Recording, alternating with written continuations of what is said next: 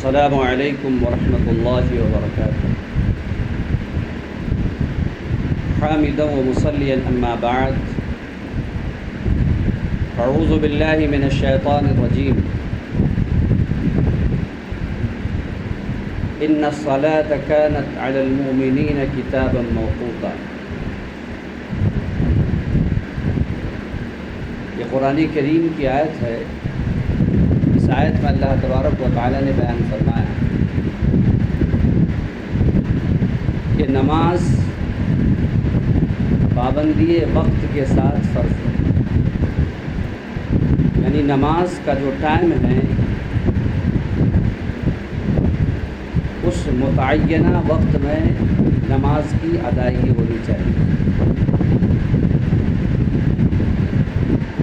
جب تک یہاں پر مصلی قائم نہیں تھا تب تک تو کوئی ٹائم ٹیبل نہیں تھا۔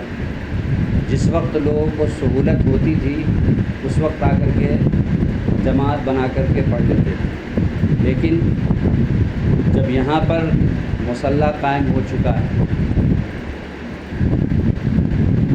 تو اس وقت جو لوگ خالی رہتے ہیں، ممکن ہے کہ یہاں پر تمام لوگ خالی نہیں رہتے ہوں گے ہر ٹائم پہ، تو جو لوگ خالی رہتے ہیں ان کی یہ ذمہ داری ہے کہ وقت پر آ کر کے اذان دیں، اور جماعت کا جو وقت ہے وہ جماعت کے وقت پر آ کر کے جماعت شروع کریں۔ مجھے لگتا ہے کہ کچھ بھائی باہر سے بھی آتے ہیں جو اپنے کام وغیرہ کو چھوڑ کر کے آتے ہوں گے، تو ان کا بھی ہمیں خیال رکھنا چاہیے۔ پابندی وقت کا مطلب یہ ہے کہ جو متعین اوقات ہے ان متعین اوقات میں نماز کی ادائیگی ہونی چاہیے۔ اس میں ایک بات تو یہ ہے کہ متعینہ اوقات یعنی ظہر کا جیسے مان لیجیے جو وقت ہے اور جب ختم ہو جاتا ہے تو متعینہ وقت میں ایک یہ بھی ہے کہ جو وقت ہے اس میں پڑھیں، اور متعینہ اوقات میں یہ بھی ہے کہ جہاں ٹائم ٹیبل کے ذریعے جو متعین کر دیا گیا ہو اس کا جو ہے خیال رکھا جائے۔ میں فجر کی نماز میں یہاں آج تھا، لیکن یہاں پر فجر کی جماعت نہیں ہوئی۔ جماعت تو ہوئی ہے، میں اور ڈاکٹر صاحب اور ہمارے جو ہے بزرگ صاحب جو کہ پہلے پڑھ چکے تھے ان کو شامل کر لیا تھا تاکہ جماعت کی ادائیگی ہو جائے۔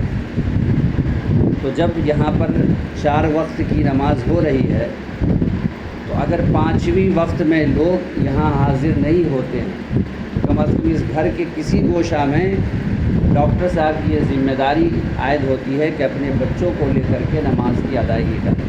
صرف 4 وقت کی نماز فرض نہیں ہے بلکہ 5 وقت کی نماز فرض ہے، اور نبی اکرم صلی اللہ علیہ وسلم نے بیان فرمایا کہ جس عمر میں نماز فرض ہو جاتی ہے اس وقت سے لے کر کے مرتے دم تک کسی بھی صورت میں نماز معاف نہیں۔ اگر کوئی شخص کھڑا ہو کر کے نہیں پڑھ سکتا ہے تو وہ بیٹھ کر کے پڑھے، اور اگر بیٹھ کر کے نہیں پڑھ سکتا ہے تو وہ لیٹ کر کے پڑھے، اور اگر وہ لیٹ کر کے نہیں پڑھ سکتا ہے تو وہ اشارے سے پڑھے، پر نماز معاف نہیں۔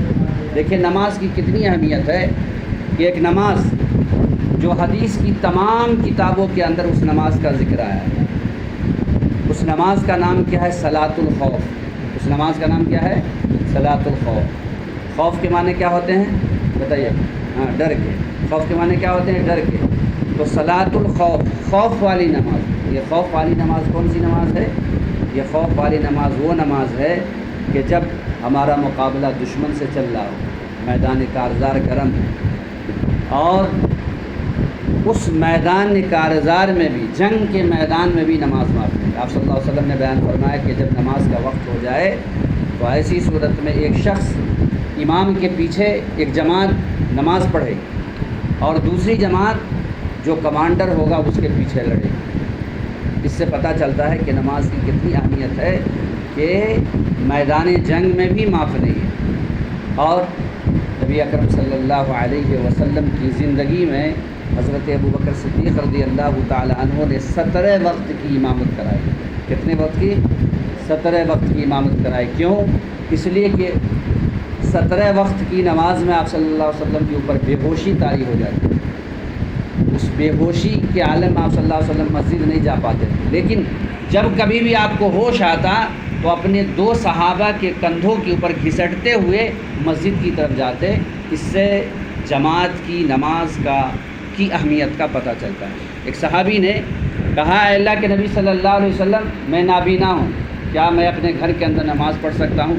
آپ صلی اللہ علیہ وسلم نے کہا کہ اذان کی آواز پہنچ رہی ہے، اذان سنتے ہو؟ تو کہا کہ میں اذان کی آواز سنتا ہوں۔ تب آپ صلی اللہ علیہ وسلم نے کہا کہ تم مسجد میں آ کر کے نماز پڑھ۔ دیکھیے، نابینا ہونے کے بعد بھی نبی اکرم صلی اللہ علیہ وسلم نے رخصت نہیں دی۔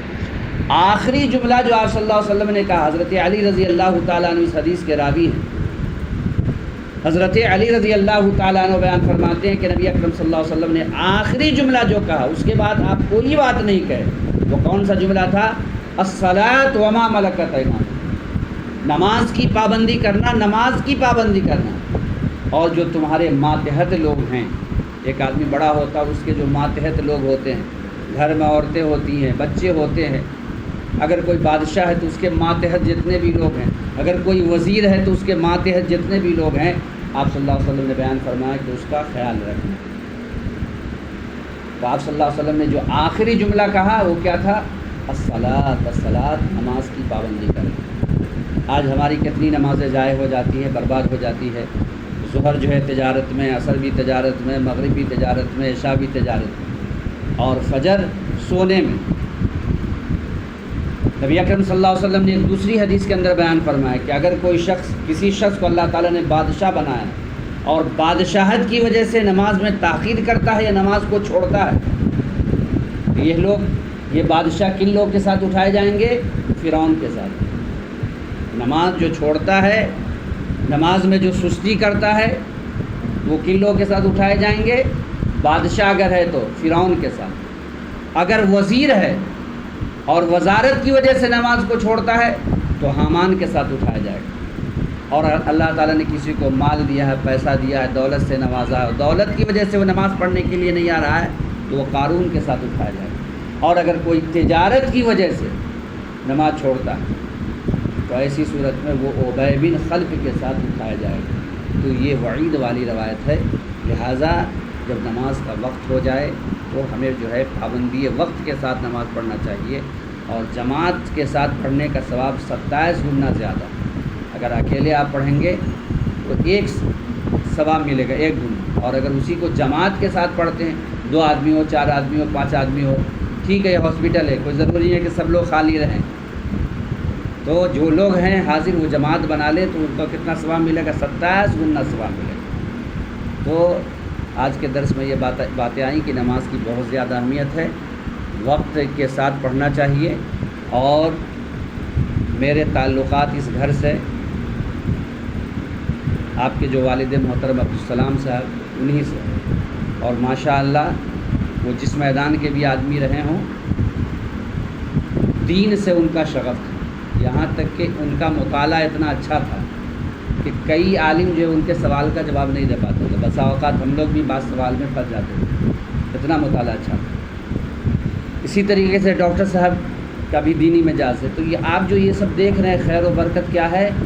یہ دین سے قربت ہونے کی وجہ سے۔ نہیں تو اس شہر میں بہت سارے ڈاکٹر ہیں، اسے کبھی نماز پڑھنے کی توفیق نہیں ہوتی۔ اللہ تبارک و تعالیٰ نے اسے نہ دولت سے نوازا ہے، نہ شہرت سے نوازا ہے۔